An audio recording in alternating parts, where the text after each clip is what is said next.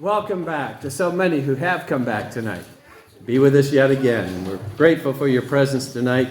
And I know, I'm thrilled to see every single one. I really am. But that's of no compare to how God feels to see you here tonight. And He'll bless you for doing that. Because after all, it's not always easy to get ready to attend another chance to worship God, but we don't always see it that way. We say, okay, we're getting ready to go to another worship, and that's true. But remember, we're coming together to worship God and glorify Him. And you know what? If you don't have faith, you're not going to do that. You really aren't. So anyway, thank you for being here. So many of you, and if this is your first time, we're glad. So glad for your presence tonight. I think many of you have had the experience of walking along maybe a park or something, and you come across a little lake or maybe a pond, and it's a clear day and it's a calm day, and so if you're like me, you always look for a rock to throw as far as I can or you can into that pond to try to get that rock to strike near the surface or the center of the surface of the water. And of course, if it's calm and the pond is calm, as soon as that rock impacts the surface, all of a sudden the ripples start out. And when I was a little boy, that just astounded me how that would happen. Well, anyway, that's what this lesson is all about. I think this is one of the most remarkable demonstrations of the providence of God. How He takes one seemingly not necessarily trivial event, actually an important event, but He causes so much more to happen because of it. And this is something that really has a lesson for us in our lives, especially when we're wondering, why does God allow this? Or why is this happening in my life? Or why have things worked out this way? Well, you'll see what I'm talking about in just a few minutes. So, if you have a Bible, turn to John chapter 11. This is actually part 2 of the lesson I began last Sunday night. In fact, last Sunday night I began with this question. Not counting His resurrection from the grave, what was the most impressive, and when I say impressive, most impactful miracle that Jesus performed out of the virtually countless miracles that He did? And I think we find the answer tonight. And if you were here last Sunday night, you know a little bit about where I'm going with this. Okay, John chapter 11. I'm going to start with verse 1. We'll proceed through chapter 11. We're not going to read all of it, but select portions. Then we'll actually get into chapter 12, where we'll close the lesson. Now, a certain man was sick, Lazarus, of Bethany, the town of Mary and her sister Martha. It was that Mary who anointed the Lord with fragrant oil and wiped His feet with her hair. And that would not happen at this point. It'll happen later on, actually, we'll see. Whose brother Lazarus was sick. Therefore the sisters sent to Jesus, saying, Lord, behold, whom you love is sick. And by sending that message, they're implying Lazarus is very, very ill. You need to come fast. When Jesus heard that, He said, this sickness is not unto death.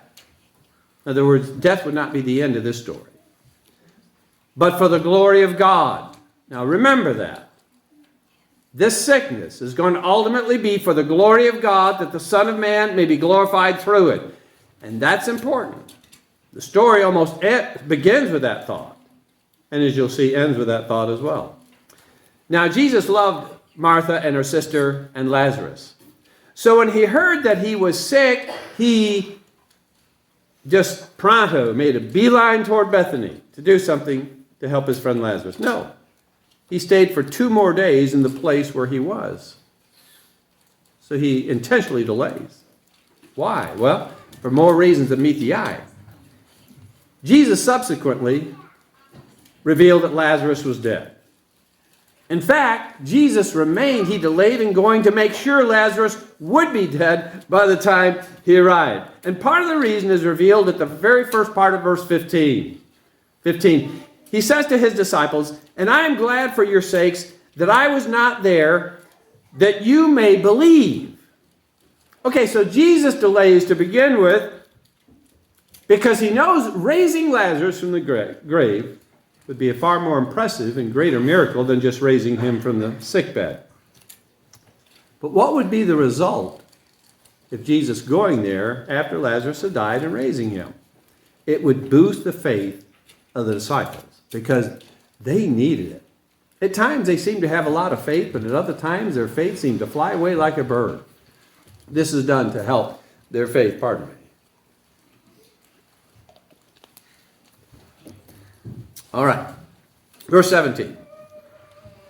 And by the way, to bolster the faith apostles, that's just the tip of the iceberg. There's a lot more that's going to happen as a result of Jesus' delay. Verse 17. So when Jesus came, he found out that he'd already been in the tomb 4 days. Now we're going to skip back past that, but Martha subsequently comes to see Jesus when she hears that he's nearby. And of course, she asked him about it. Why did you delay? In other words, she's saying, if you'd been here, my brother would not have died. And that's true. And she really demonstrates impressive faith in Jesus in verse 21 and 22, especially verse 22. So Martha said to Jesus, Lord, if you'd been here, my brother would not have died. And of course, she's mourning along with her sister Mary and their family and all their friends. But this is the demonstration of her faith. She said, but now I know that whatever you ask of God, God will give you. So she had faith that even though Lazarus was dead and in the tomb, that Jesus could do something about that. Well, then Mary is told that Jesus is near. So she goes to Jesus. And shortly after, Jesus goes to the tomb. I'm going down now to verse 43. Now, when he had said these things, he cried with a loud voice, Lazarus, come forth. And he who had died came out, bound hand and foot with grave clothes, and his face was wrapped with a cloth. Jesus said to them, loose him and let him go.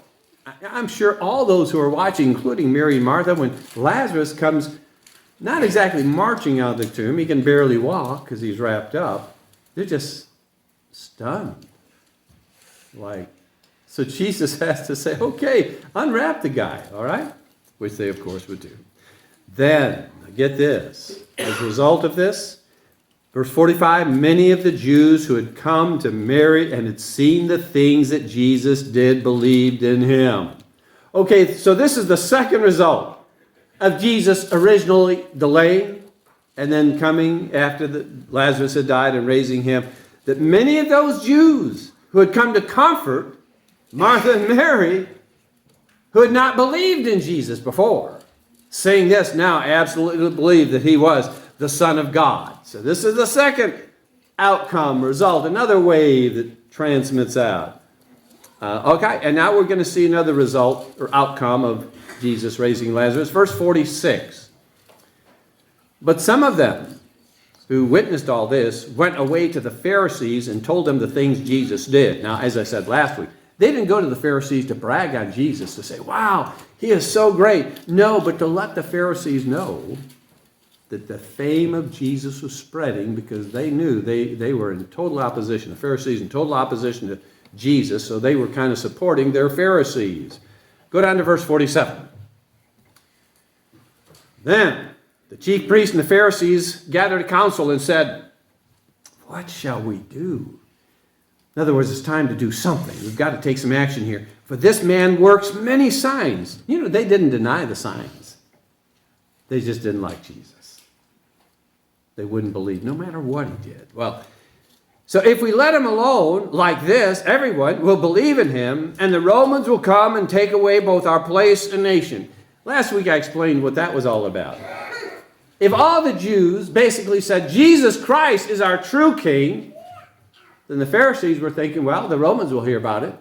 They'll come down and say, hey, you claim to have another king that Caesar didn't authorize? Well, we'll take care of that right now. We'll nip that one in the bud and kill a lot of you probably in the process. So they were thinking, and I don't think it was only because of that. I think they just hated him. Okay? And many of them I'm sure did. So we just need to put this man out of business permanently. Now I'm going to go down to verse 53. From that day on, they plotted to put him to death. Although many of those Pharisees had probably entertained thoughts of doing this, it was not until this point, this miracle of raising Lazarus from the dead, that decidedly set the wheels in motion. We must kill this man. Get him out. Which, by the way, was what God had planned all along. Let's just move on to chapter 12, starting at verse 1. And you're going to see another result of Jesus' delay and then allowing Lazarus to die and raising him from the grave. Then, 6 days before the Passover, Jesus came to Bethany, where Lazarus was, because he's alive now, with his family, who had been raised, whom he had raised from the dead. There, they, the family, Mary and Martha, made him, Jesus, a supper. And Martha served, but Lazarus was one of those who sat at the table with him, with Jesus. That had to be an interesting dinner, Then Mary does something. And by the way, I think she does this, especially because of Jesus' kindness and power and love in raising her brother from the grave. Then Mary took a pound of very costly oil of spikenard, anointed the feet of Jesus, and wiped his feet with her hair, and the house was filled with the fragrance of oil. But note this, verse 4. But one of the disciples, Judas Iscariot, Simon's son, who would betray him, said, "Why? What's on your mind, Judas? Why was this fragrant oil not sold for 300 denarii?" By the way, scholars have been trying to figure out how much that would be worth, say, in today's money. Depending on how it was used, it could be worth in our own money somewhere between $5,000 and $30,000. And if it's worth that upper amount, it would be worth almost a small fortune. Okay, so why was not this fragrant oil sold for a huge amount of money and given to the poor? This he said, not that he cared for the poor, but because he was a thief and had the money box, that is, he carried it with him, and he used to take what was put in it. But Jesus said, and he's looking right at Judas, "Let her alone. She has kept this to this day for my burial. For the poor you have with you always, but me you do not have always." So Jesus rebukes and corrects Judas, which I'm sure infuriated Judas. None of us like to be embarrassed in front of others. Judas was no different. So not only was he rebuked, but he saw that oil as something that was worth a fortune, with which, if sold, would be put into their treasury and he could help himself. So I think in the eyes of Judas Iscariot, this sealed Jesus' fate, at least to him. And it prompted him to say, okay, I can't take this guy anymore. And if I can betray him and make a little money out of it, that's what I'll do. And that's exactly what he intended to do. So note again where all this, right, that we just read took place. In the home of Mary, Martha, and Lazarus. Now, had Jesus not raised Lazarus from the grave, chances are this dinner would have never taken place. Which means Mary may not have anointed the feet of Jesus, at least that particular day. Which means Lazarus would not, chances are, would have not been so inclined to betray Jesus. All this has to happen. It's like those ripples in the pond, right? They just continue to spread out, but they all have exactly the effect God has in mind. So, raising Lazarus from the dead served several vital purposes, and we're not done yet. It bolstered the faith of the disciples. That's the first thing it did. Secondly, it caused many of the Jews who saw what was going on to believe in Jesus. And then it initiated a series of events that would lead to Jesus' death at the hand of the Jews and of the Romans, by prompting the Pharisees to make definite plans, no longer to hold back, to kill Jesus, and by prompting Judas to make definite plans to betray Jesus. Do you know all that had to happen? It all starts when Jesus hears about a friend who's very sick and stays around where he is. All right, let's look at a couple more things. Chapter 12, verse 9. It just gets more amazing in my mind as it goes. I love this. Now, a great many of the Jews who knew that he was there in Jerusalem, they came, well, actually he's in Bethany, but close to Jerusalem. They came not for Jesus' sake only, but also that they might see Lazarus, whom he'd raised from the dead. So they've heard about Jesus.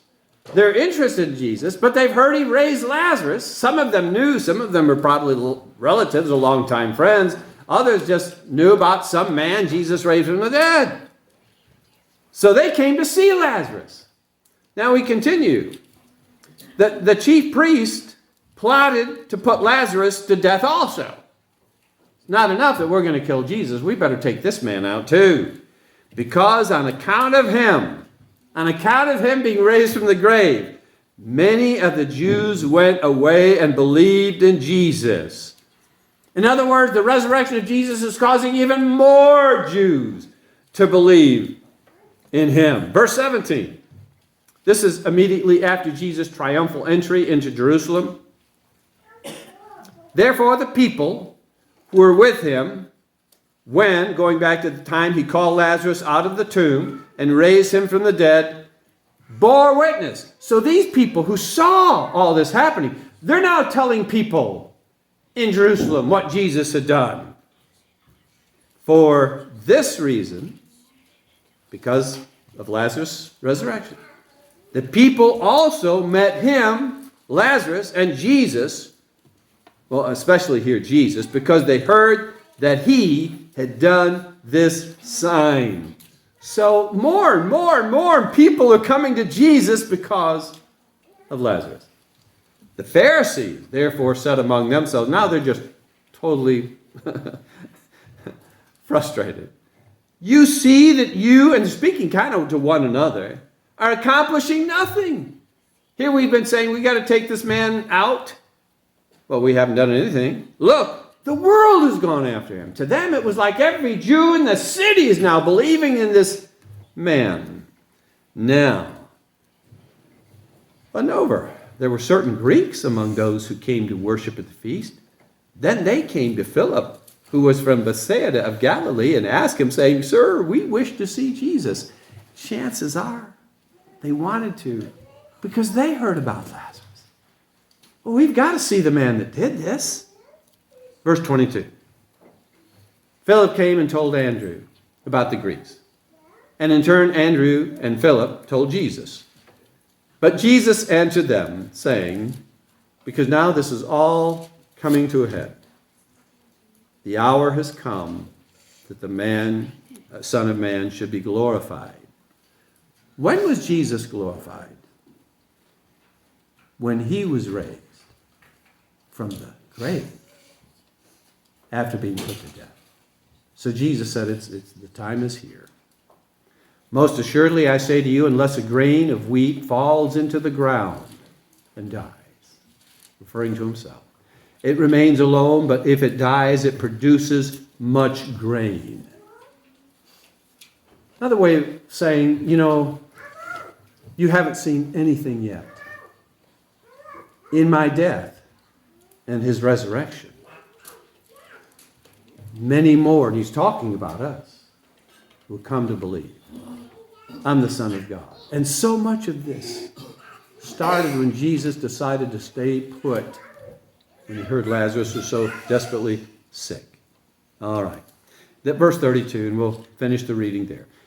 And I, if I am lifted up from the earth, will draw all people to myself. This he said, signifying by what death he would die. As much as anything else, what brought all this to a head? Again, Jesus' decision to delay a trip to see his friend Lazarus and then raise him from the dead. So here's what I want you to think about tonight. I want you to think about the long-term and continuing impact of that decision Jesus made and raising him from the grave. All those ripples going out. It bolstered the disciples' faith. It initially caused many of the Jews who were there when Jesus raised him to believe.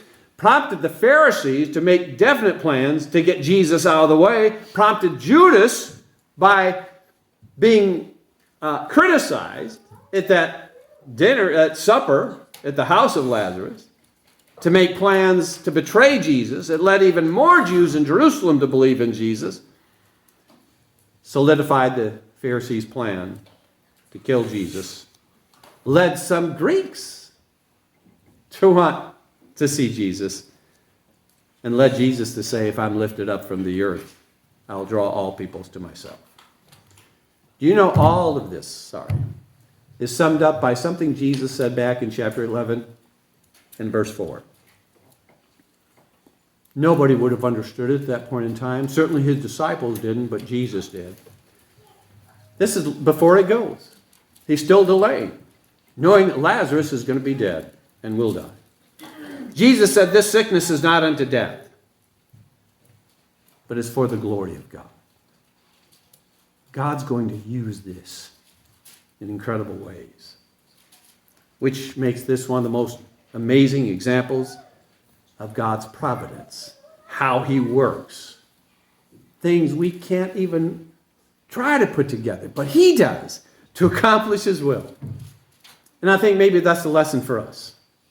As I said at the beginning, sometimes we wonder, why does this happen? Why did that happen? Or why did something not happen that should have happened according to our feeble thinking? I mean, what does God have in mind here? I mean, what good could come from this? Well, I hope at least our study tonight will just stimulate your minds and help us to trust that God has a plan. Proverbs 3, verse 5. Trust in the Lord with all your heart. Do not lean on your own understanding. And to believe his promise. Romans 8:28. And we we know that all things work together for good to those who love God and who are called according to his purpose. Let's pray. Father, thank you so much for this wonderful exploration into seemingly insignificant delay of Jesus to go see a friend, but how that very intentional delay was something that caused so many wonderful things to happen that would not have happened had Jesus simply raised Lazarus from the sick bed. Because Jesus had raised maybe 100 or more people from the sick bed. But to raise someone from the dead. Jesus did this several times, but especially with Lazarus. Anyway, Father, just help us to learn from this lesson how you can be working in our lives. Because as you know, not everything that happens to us, not every decision we've made is a good one. But Father, if we just keep trusting in you, you will work it out for our good. And may that be our challenge. Because when we quit trusting, when we let other things just take your place in our hearts and our lives, then as they say, all bets are off. Then our life is just up to us. And every one of us will ultimately fail if that's what we do. So give us more faith. I know there are people here like Cindy Jones with all that has happened in her life. Satan has used that to make her doubt a lot, but she resolves to believe and trust no matter what. And I know there are others here who could say the very same thing. But help us all to keep trusting in you with all our heart and know that you'll work all things out for our good. We ask this in Jesus' name. Amen.